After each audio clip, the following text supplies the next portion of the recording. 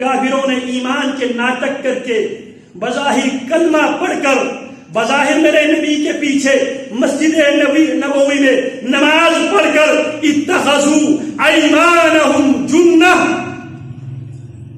انہوں نے اپنے ایمان کو اتخذوا ایمانہم جنہ، ایمان کو انہوں نے بطور ڈال کے استعمال کیا. لیکن اللہ فرماتے ہیں یہ اندر سے کافر، اندر سے کیا ہے؟ ذالک بأنہم آمنوا ثم کفروا فطبع علی قلوبہم، یہ ایمان لے آئے پھر انہوں نے کفر کیا، ان کے دلوں پر مہر لگا دی ہے.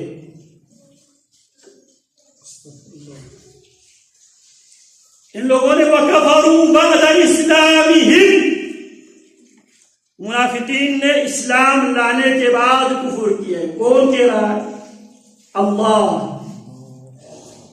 گواہی کون دے رہا ہے؟ علیم بذات الصدور. اور غزوہ احد میں جتنے منافقین ایک میدان جنگ سے الگ ہوئے تھے، اگر اس کا نسبت دیکھا جائے تقریباً 30% منافق تھے.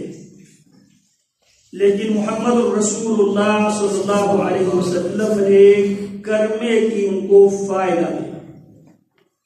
دنیا میں ان کے ساتھ مسلمانوں والا معاملہ کیا جائے گا، آخرت میں ان کا حساب ان کے اللہ کے سپرد. جو بھی منافقین مدینے میں آباد تھے اور نبی اکرم صلی اللہ علیہ وسلم نے تمام صحابہ کرام کو منافقین کے بارے میں نہیں بتایا، صرف سیدنا حذیفہ رضی اللہ تعالیٰ عنہ، حذیفہ بن یمان رضی اللہ تعالیٰ عنہ کو آپ نے بتایا فلانا فلانا فلانا فلانا یہ سارے منافق تھے. لیکن دنیا میں ان پر اسلام کا ظاہری حکم لگایا جائے. اور یہ وہ منافق ہے جو اسلام کو سمجھنے کے بعد پیارے پیغمبر علیہ السلام کے دروس سننے کے بعد پیارے پیغمبر کے پیچھے نماز جہاد ادا کرنے کے باوجود کافر تھے.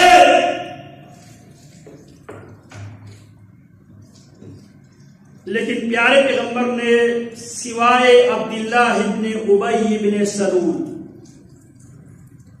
اس کے علاوہ اس کی نماز جنازہ آپ نے پڑھ لی.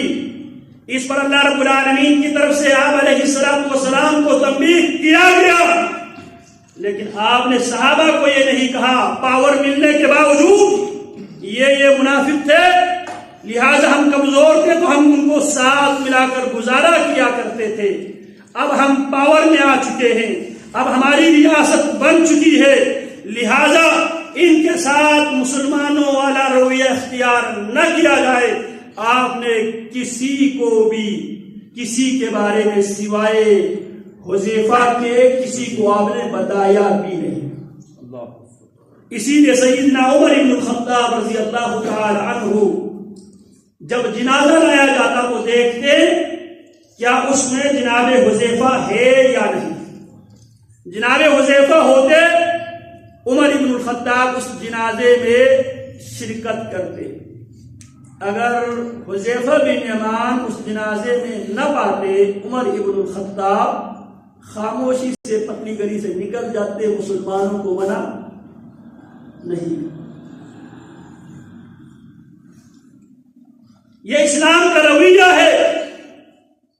کسی نے کلمہ پڑھ لیا، کلمے کا اس کو فائدہ دیا جائے گا. ایمان کا معاملہ دل سے ہے، دل کا معاملہ اللہ کے علاوہ کوئی اور نہیں جانتا. اگر کسی کے رویے پر، کسی کے طرز زندگی پر، طرز عبادت پر آپ کو شک ہے، آپ کو انشراح صدر نہیں ہے، میں پوری صراحت کے ساتھ کہتا ہوں آپ اس کے لیے دعا نہ کریں. آپ اس کی جنازے میں شرکت نہ کریں، آپ اس کے لیے دعائے خیر نہ کریں، لیکن آپ کو کس نے یہ پاور دیا ہے، یہ اختیار دیا ہے، آپ اس کے بارے میں یہ فیصلہ کریں یہ کافر ہے، دائرہ اسلام سے خارج ہے، اس کے نماز جنازہ پڑھنا حرام ہے۔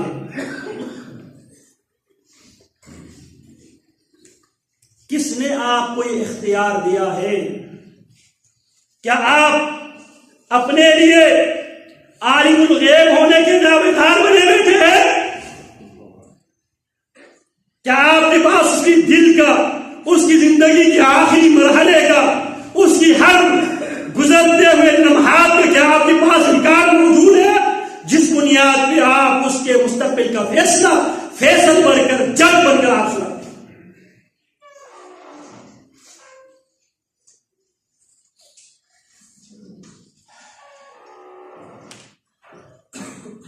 یہ خوارج کا رویہ ہے، یہ خوارج کا رویہ ہے، یہ معتزلہ کا رویہ ہے۔ ہم ظاہر پر مکلف ہیں۔ خود رسول اللہ صلی اللہ علیہ وسلم کے زمانے میں کتنے بار ایسے واقعات رونما ہوئے، آپ نے فتویٰ دینے کے بجائے آپ نے ان کو دعوت دی، کرنے والے کام کرتے نہیں، یہ جو کام اپنے اختیار میں ہے یہ وہ کام کر لیتے۔ رسول اللہ صلی اللہ علیہ وسلم کی مجلس میں کچھ نابالغ بچیاں کچھ گا رہی تھی، کچھ اشعار پڑھ رہی تھی۔ ان اشعار میں ایک شعر یہ بھی تھا، وَفِينَا نَبِيٌّ یعلم ما فی غد، ہم میں ایک ایسے نبی موجود ہے جو کل ہونے والے معاملات کو جانتے ہیں۔ یعنی نبی اکرم صلی اللہ علیہ وسلم کی شان میں وہ بچیاں مبالغہ آمیزی سے کام لیتی ہوئے کیا کہہ رہی تھی؟ وَفِينَا نَبِيٌّ یعلم ما فی غد، ہمارے درمیان ایک ایسے نبی موجود ہے جو کل رونما ہونے والے حالات و واقعات سے آگاہ اور باخبر ہے۔ میرے نبی نے نہیں کہا تم نے شرک کیا ہے نئے سرے سے کلمہ، آپ نے کہا دئی حاضری، اس حصے کو چھوڑ دو اور جو اس سے آگے پیچھے اس کو پڑھ لیا۔ رسول اللہ صلی اللہ علیہ وسلم لشکر کو لے کر جنگ کے لیے روانہ ہوئے، غالباً غزوہ حنین کے لیے۔ ایک جگہ سے آپ علیہ الصلوۃ والسلام صحابہ کی معیت میں آپ کے گزر ہوئے، مشرکین وہاں پہ ایک بیری کے درخت جسے ذات انواد کہا جاتا تھا، اس کے بارے میں یہ عقیدہ تھا جو بھی ہتھیار اس درخت پہ لٹکائے گا یہ ہتھیار اٹھانے والا فاتح کی حیثیت سے اسے فتح نصیب ہوگی، اس نے جنگ میں وہ جیت جائے گا۔ اس عقیدے کے ساتھ ایک درخت تھا، اس درخت کا نام تھا ذات انواد۔ اس میں مشرکین اپنے ہتھیار لٹکایا کرتے تھے۔ اس عقیدے کے ساتھ اس پر ہتھیار لٹکانے کے بعد جب اس ہتھیار سے ہم لڑائی کریں گے، جنگ کریں گے، ہم جنگ جیتیں گے۔ اب غزوہ حنین کا وہ زمانہ، وہاں پہ اب لوگ فوج در فوج اسلام میں داخل ہو رہے تھے۔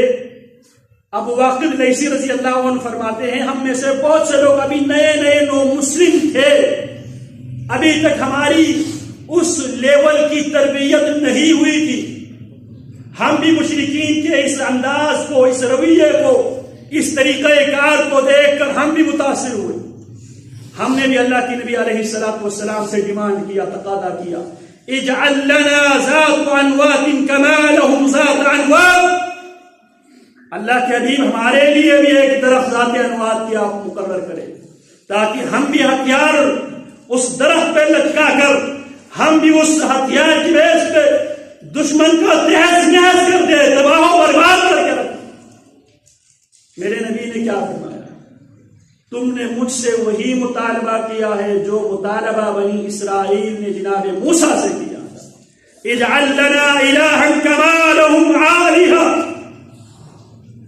اے موسیٰ ہمارے لیے بھی ایک الہ معبود بنا دے جس طرح ان لوگوں کے پاس معبود پڑے ہوئے۔ لیکن یہاں پر بھی میرے نبی نے ان سے یہ تقاضا نہیں کیا تم دائرہ اسلام سے خارج ہوا، اصلاح کیا۔ یہ وہی شرکیہ مطالبہ ہے جو بنی اسرائیل نے موسیٰ علیہ السلام سے کیا ہے۔ وَمَن نَّصْرُ إِلَّا مِنْ عِندِ اللَّهِ، مدد اللہ کی طرف سے آتی ہے، مدد کسی درخت پہ تلوار لٹکانے سے، ہتھیار لٹکانے سے مدد نہیں آتی۔ وَمَن نَّصْرُ إِلَّا مِنْ عِندِ اللَّهِ، مدد کدھر سے آتی ہے؟ میرے رب کی طرف سے آتی ہے، اور رب کے علاوہ کسی اور کو مددگار سمجھنا شرک ہے۔ میرے نبی نے فتویٰ نہیں لگایا، میرے